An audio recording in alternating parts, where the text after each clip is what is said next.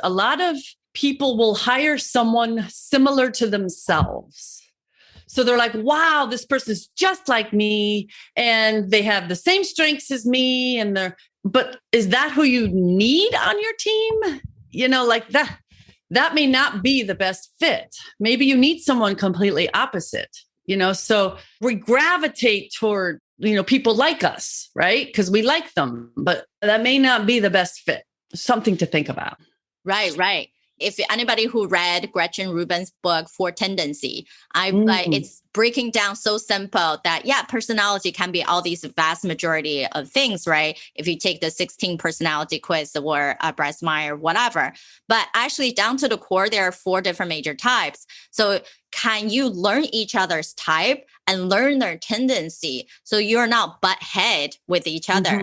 And if we're too similar, we also don't see what the gaps are.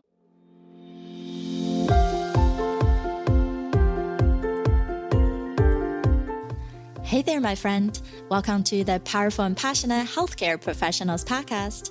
I'm your host, Sabrina. I am a cardiothoracic surgery PA with a background in public health and neuroscience. I'm also your peak performance coach. I had to say no to working extreme long hours where I was always on call and feeling exhausted, underappreciated, and undervalued, and said heck yes to a life and career that elevates my energy and passion without compromising my health and sanity.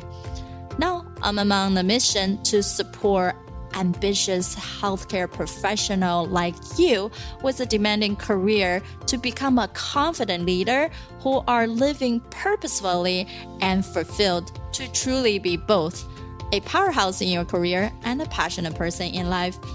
Let's start our journey today.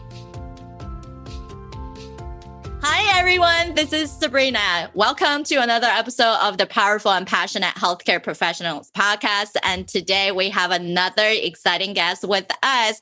Is Miss Barbara Khozam, and she is the founder of Barbara Khozam Speaking and Consulting. Barbara is an internationally recognized speaker and trainer who has delivered over 1,700 presentations on 75,000 people in 12 countries on customer service. And I always think that we're a provider, we can be a business owner, we can be really any role that we are in our practice in medicine, health. But how are we treating our patients? We're not just this authority of diagnose your symptoms and here, go do it, right? We perform surgery, we give you the different option. But we're in the service industry. So what does that mean? People have the option of picking us or someone down the street.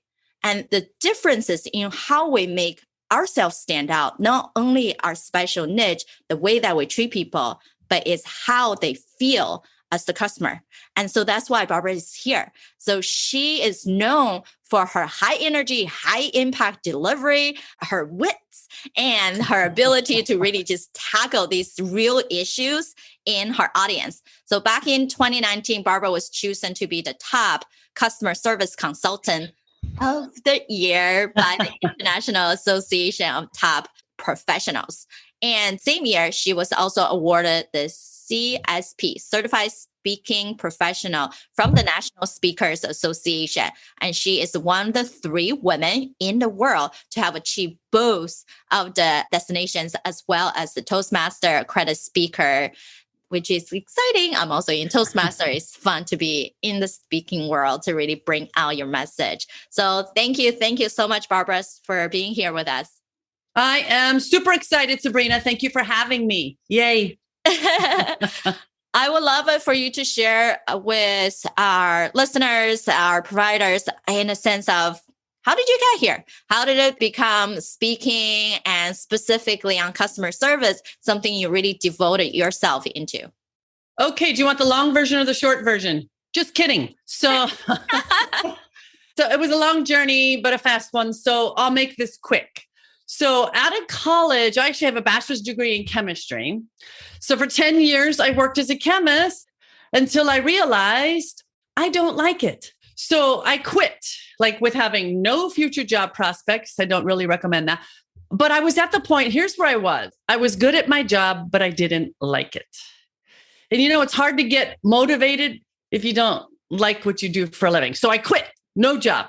So then 8 months later, I joined on with a seminar company, like one of those public seminar companies. So for 10 years, I traveled all over the world teaching all sorts of seminars until I realized I don't like that either.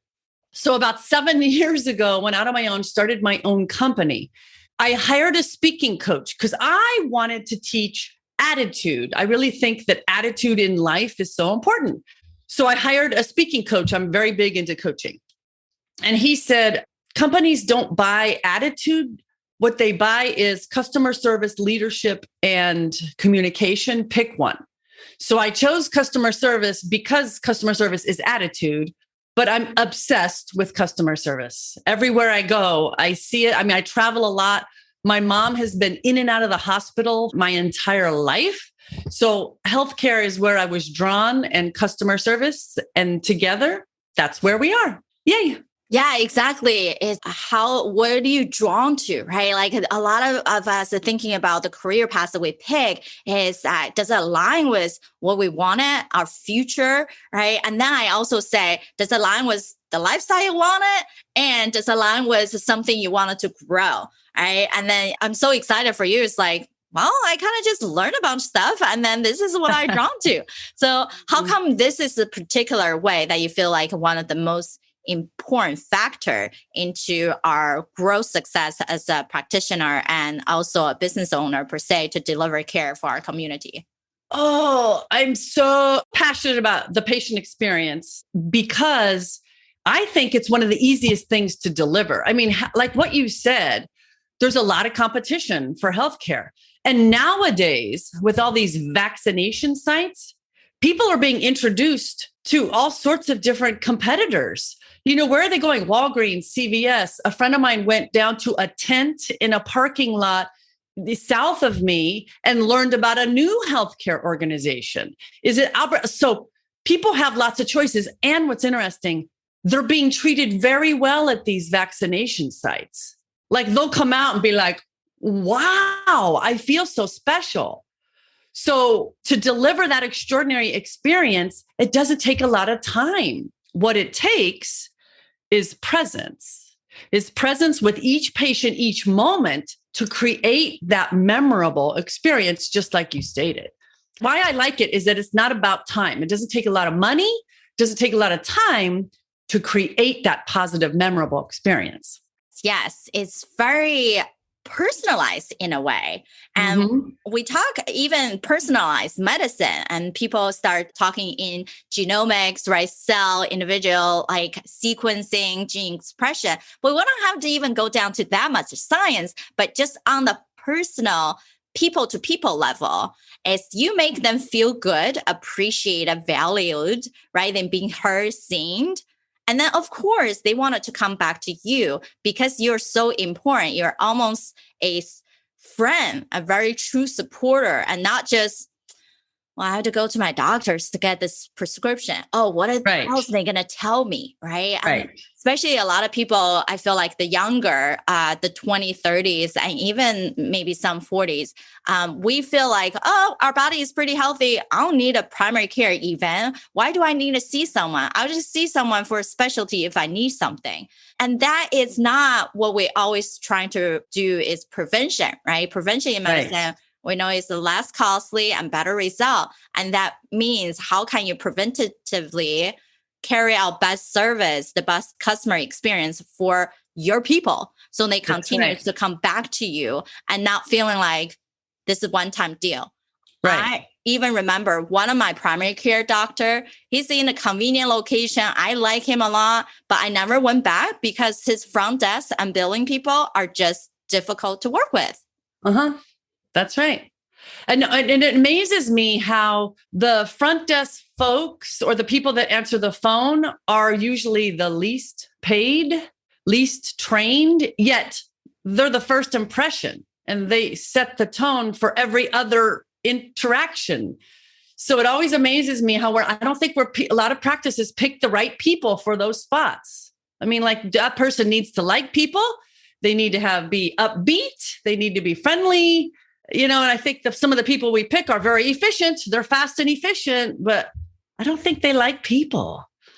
So, Yeah, like you're so right. Like even with my double win system in healthcare, right? How can you spend less time and achieve more to really truly enjoy the fruit of your labor in your professional world and your personal world? One of the crucial steps in my system is creating irresistible influence. And that influence is not just saying we're a leader, we're a provider, we're a customer service representative. That influence means how do you attract the right people to you? And when you have them and not diminishing them, and means sometimes you just have to say no to the wrong people, right? And one of the thing I love to say is when you think about your circle of friends, if you don't feel inspired, then you don't have a circle, you have a cage. That's the same concept when we work with other people who are our office managers, who are our colleagues, who are our MAs, who are the people in the front desk, greeting people at the door even, right? Yeah. Check-in. Who are these people that you feel like, oh, I see that person, I talk to them, I just naturally lit up. And those are the people that we should gel together.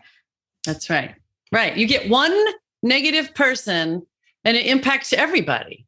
So we need to be really picky about who's on our team. Exactly. So Barbara, do you have some suggestions on how do we hire these right people or how do we come across them? What do we need to really pick out? I think it's hard nowadays because I've been fooled. Have you ever been fooled?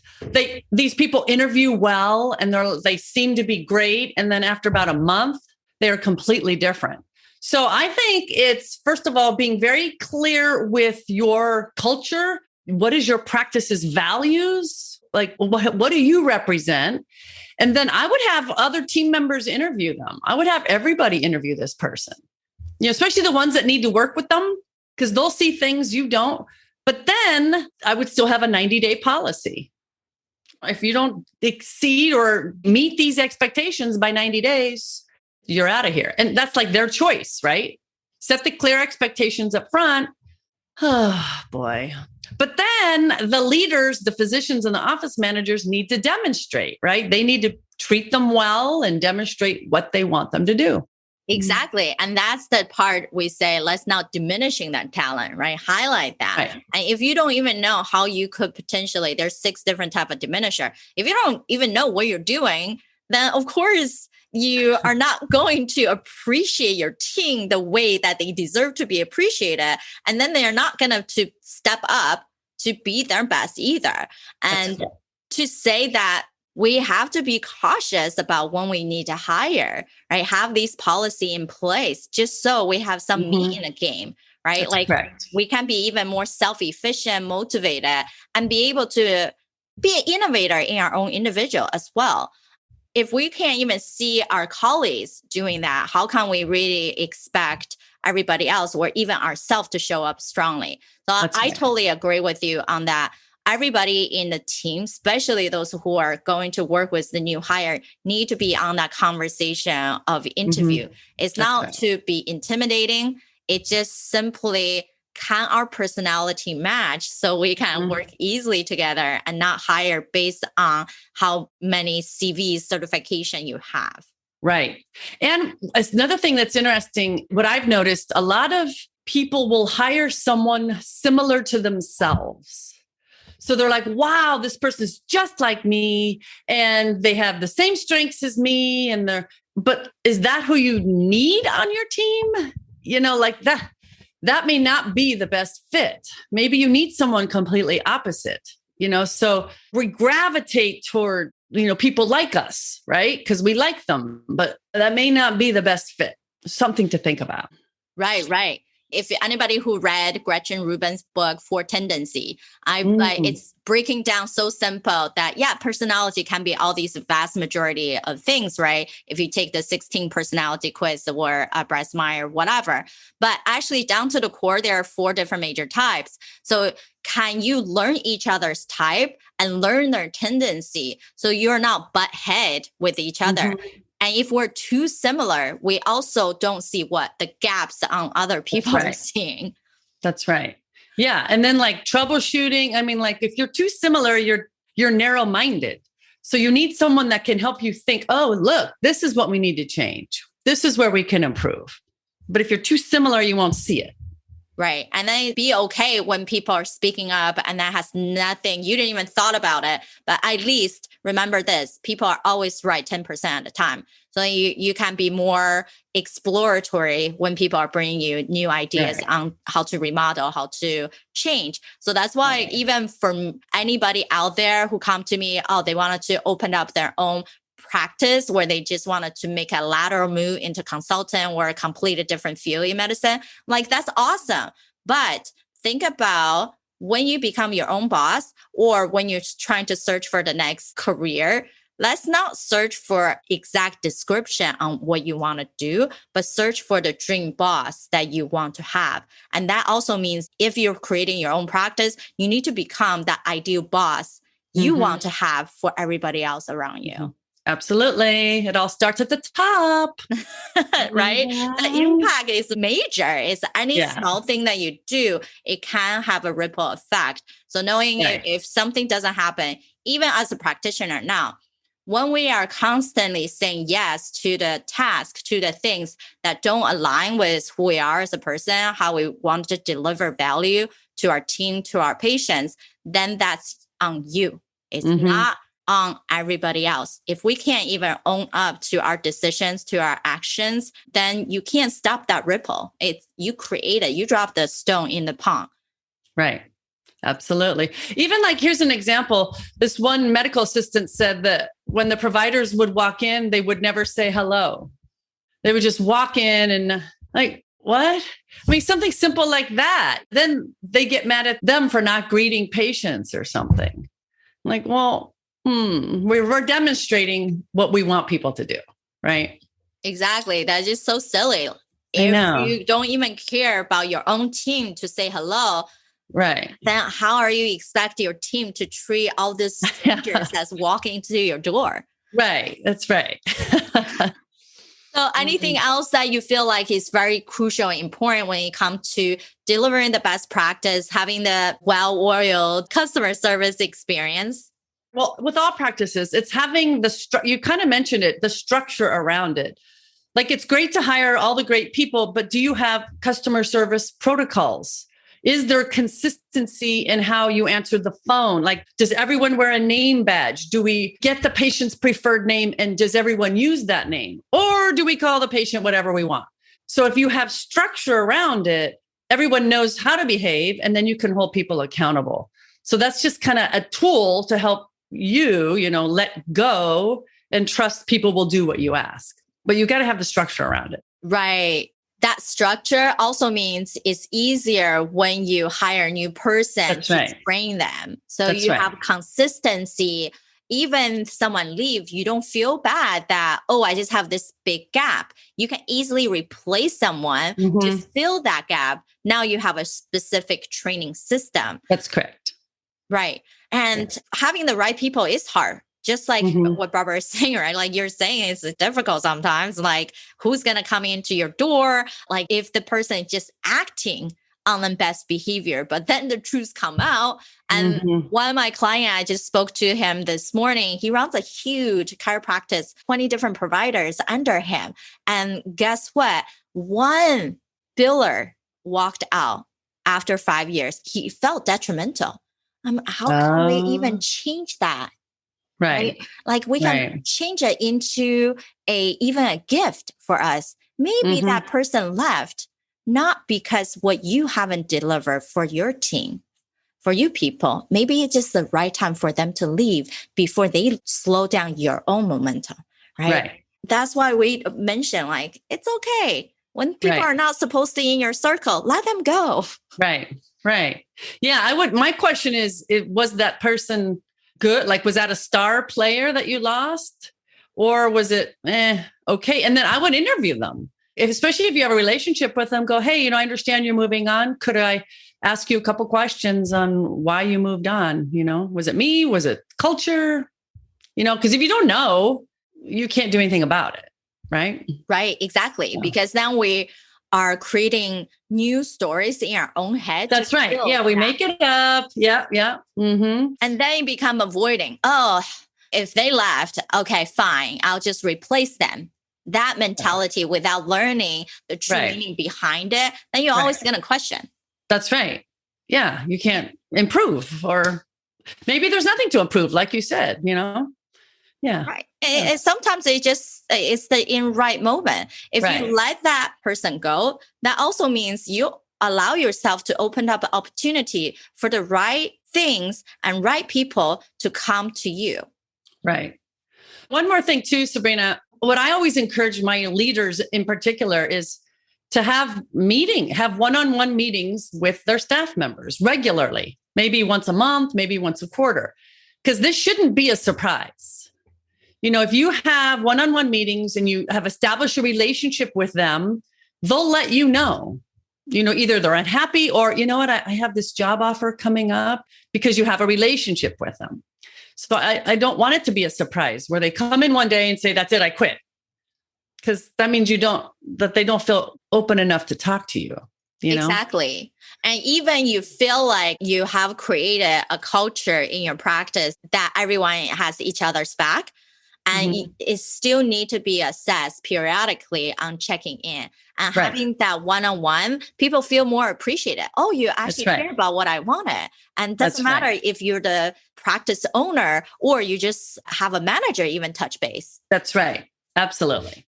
Thank you for chatting with us on this topic. So something I always ask our speakers is that we all wanted to be more aware of ourselves, because self-determination theory in psychology tells us if we know our intrinsic value, where we are, then we become more persistent, resilient, and then perform at a higher level. So I asked our speaker to take this 3-minute quick whole life assessment. So Barbara, how did you feel when you took it? And then what did you thought about when you saw your result? It was good. It was kind of made me think about all aspects of my life. And then how did I feel when I heard the results? Yeah, it kind of confirmed what I was thinking. So, and it put it kind of in a black and white scenario for me. So it's kind of cool. Yeah, awesome. Anything you would change at this point? Everything. No, No, it encouraged me that I'm doing right, in some areas, but now I kind of know now where I need to focus a little bit more. So it's kind of helped me with focus.